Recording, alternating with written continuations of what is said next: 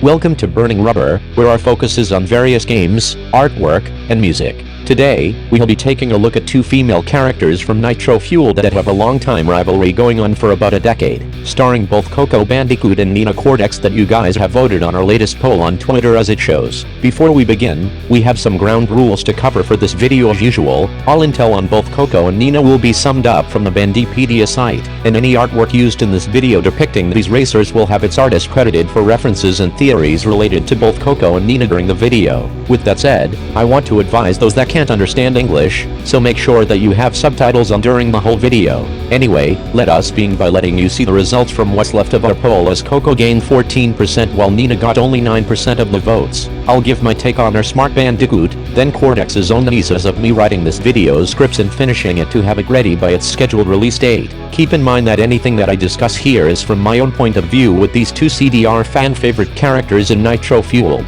This is a work of fiction by both SC and Dez, as with names, roles, places, events, incidents are either the product of the creator's imagination or used in a fictitious manner. Any references to any actual characters, alive or dead, or actual events is coincidental, and we hope you all enjoy this video, viewers, and it's gonna be a doozy having two characters that got more screen time. Roll the video. Coco Bandicoot is the intelligent, cute, and spirited younger sister of Crash Bandicoot. She often assists her big brother by using her computer hacking techniques to assist him, building gadgets ideal for the situation or even tagging along with him in his journeys, using self-taught martial arts to defend herself. She first appeared in Crash Bandicoot 2, Cortex Strikes Back, and her first appearance as a playable character was in Crash Bandicoot 3, Warped. Since then, she has appeared in every Crash game. Just like her brother, Coco was an ordinary Bandicoot until she was taken from the jungle and genetically enhanced by Nitrous Brio and Neo Cortex. It is unknown how she came to live with Crash afterward, as she was not seen in the first game stating how Crash and Tano were created. My theory is that she too escaped the castle from the first game when it got destroyed by her brother Crash. However, I did some analyzing on Coco as of how she's related to brother, and all I got in my perspective is that both Coco and Crash are blood related. From the moment she is introduced, Coco is established as that annoying younger sibling and uses Crash to perform certain errands whenever she sees fit. Her work ethics can be best described as domineering most of the time. She only works on what she wants to do and largely ignores what really needs to be done, such as cleaning their own home. Despite this, Coco is depicted as responsible, smart, kind-hearted, good-natured, and so high-spirited that her educated wit often contrasted by an innocent demeanor. Despite their contrasting personalities, Coco's far from prissy and is in fact generally tolerant, if not outright amused by Crash's behavior. She also shares his altruistic code, even to some of their own enemies she face every now and then. Coco's great with tech, as she owns pink, turquoise laptop and skilled at hacking, as seen when taking control of Cortex's messages to convince her brother not to listen to him. Funny enough, Coco adores martial arts films and mostly sports such as wrestling and NASCAR, stating that she could be. It would explain her playability in Mind Over Mutant. That all began from tag team racing, as her personality was altered to be more preppy, loud, ditzy, sassy, often take eccentric poses, and liking of beauty and shopping. Coco's generally a lucid foil for Crash, often taking the role of understanding his gibberish whenever Aku isn't around. She is not without her own dizzy moments, however, and is certainly not immune to the same slapstick buffoonery that so often befalls her brother. So, give credit where it's due, Coco's gone through 5 voice actresses since her debut. first one was Vicky Winters in the second game, then it was Hendon Walsh from Team Racing 1999, Anna Garduno for Crash Bash, and our Debbie Derryberry herself, as many fans to this day knows that she was the definitive voice of Coco since 2001.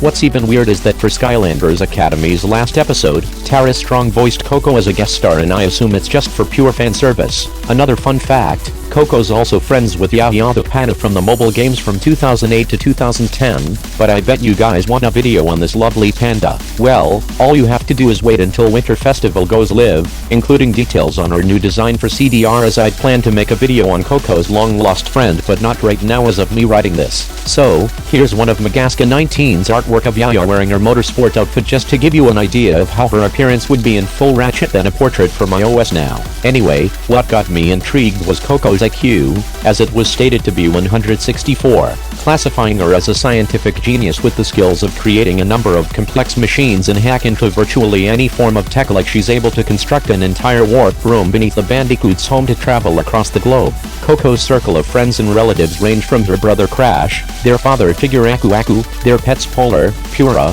and baby T, Crunch, Tana, Isabella, Amy, Megumi, Liz, Pasadena, Yaya, and others by her side against their foes. According to her epilogue from the original CDR, Coco opens up her own internet dating service after the events of the game. Even though it isn't going well, her share prices are through the roof. Fast forward to Nitro Fueled, Coco's new epilogue now involves starting a game streaming service. In conclusion, Coco's not as physically active as her brother Crash, but tags along with him on adventures to help with any technological problems. So, let's go meet her rival.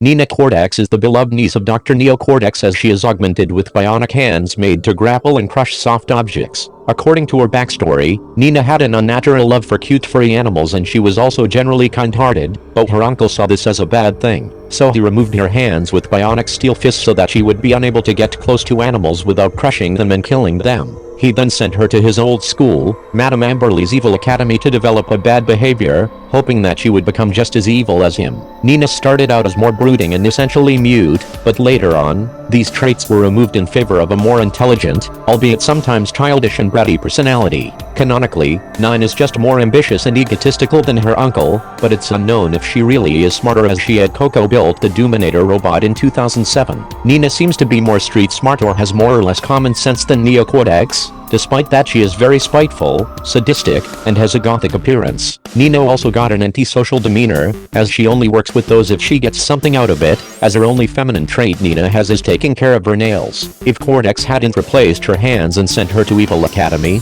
she might have been good, or even an ally of Crash and friends. To be more in-depth, the Brady Games strategy guide for the Wrath of Cortex states that a freak accident blew up Neo's whole family when he was a young child, which would have included his siblings. However, judging by Nina's age difference, the sibling, in theory, would have had to survive with little enough damage to give birth to a child later on in his or her life. Cortex must have known that his sibling was alive after the explosion, because in Twinsanity, this is not the first time he met Nina, as previously stated. Nina may be Cortex's daughter and not his niece, but that all up to a fuck ton of theories floating on the internet about this. Out of all the backstories of various Crash characters, Nine is the most tragic in my opinion, as her personal hobbies was brushed aside to follow in her uncle's footsteps, and that's just sad. No wonder she got 9% of the overall votes on the Twitter poll from the Crash fanbase. That this raises more questions than answers from here. For now, I'll turn my attention to her supposed rivalry with Coco, as it was first displayed in Tag Team Racing. To be honest, I feel like having Coco has an unexplained grudge against Nina for no other reason than to bicker at one another for the sake of the plot. Sorry to those that wanted me to dive in deeper in with Coco and Nina's rivalries, but I find it lackluster in my opinion. Anyway, what I have found is that Nina's first voice actress was Susan Silo within Twinsanity, then her second VA was Amy Gross for 3 Game, as Debbie Derryberry took over and did voiceovers for Nitro Fueled 2. So, let's look at her costumes. Nina received such as her pink and white drive-through uniform, which she earned by working as one of Von Clutch's employees. However, when the spooky Grand Prix came, Nina got a new Halloween-themed costume as a ragdoll, which was so much better and cute too. but that's when her rival Coco walks in with more costumes since the devs at Beanox has a thing for her, so let's see. Our smart Bandicoot gained a PS4 retro skin, an interstellar outfit, regained her princess attire, sports a tropical beach look, received some Electron gear, can turn into her evil self from Mind Over Mutant, and of course, become dark as her latest skin is a nod to her 10th dimensional self, but thanks to Beta M as usual, she'll be getting an elf costume by the time the winter festival arrives. Also, Coco did get her toddler version of herself during the Back in Time Grand Prix as a playable racer to my surprise, to be honest. And yes, I am aware of the character's exotic recolors, but they have the same podium animations, so it's no big deal, but I'm still bummed that Nina had to be in 4th place of the overall votes on Twitter. You guys need to rethink about her and Coco, as everyone has their least to most favorite side of both of them as racers in Nitro Fueled. At least her own CDR track is a representation of her own deranged psyche, plus it was inspired by the Evil Academy as Madame Amberly and Cordex's birds are seen in a portrait inside the Haunted Mansion when racing. Nina's portrait appears within Cordex Castle in Nitro Court alongside her uncle, Nicholas Rio, and Fake Crash, not to mention more portraits of her with a new hairstyle. Anyway, it's time to conclude today's video on both Coco Bandicoot and Nina Cordex on this channel. In conclusion, looking back at two female characters from Nitro Fuel that barely had any signs of rivalry, it's not a walk in the park when giving both Coco and Nina my full undivided attention with their unknown origins yet revealed in any forms of media. What I discuss in this one's all up to theories and intel on these two racers. Just wrapping up things story-wise, I think Coco and Nina's grudges on each other is next to pointless unless their growth and reasons be at one another's throats, no matter in both fiction and non-fiction related media. As I stated in the last video, I seek out chemistry, development, and growth between two individuals taking on all challenges that they must face on their own or as a duo. Who knows? Don't think this video's main purpose is to exclude Coco and Nina's reasons to be at each other like two people going at it aggressively. For now, I appreciate Beanox for bringing back Nina to a new Crash game, and to Debbie Derryberry for voicing this gothic addition to Nitro Fueled. I want to thank all my followers on Twitter for voting on Coco going next before Nina, as I know what's to come next as I would move on to the Nitro Squad members Isabella, Amy, Megumi and Liz. But let's say that Paradox Interactive has just released a new content creator pack with a new radio station. Consider it a little detour before on get back to CDR related content. In the meantime, this is Mango, and thanks for watching Burning Rubber. Share, like, comment below, and subscribe for all new upcoming videos right here on this channel. See you all in the next video. Take care and good night, fellow viewers.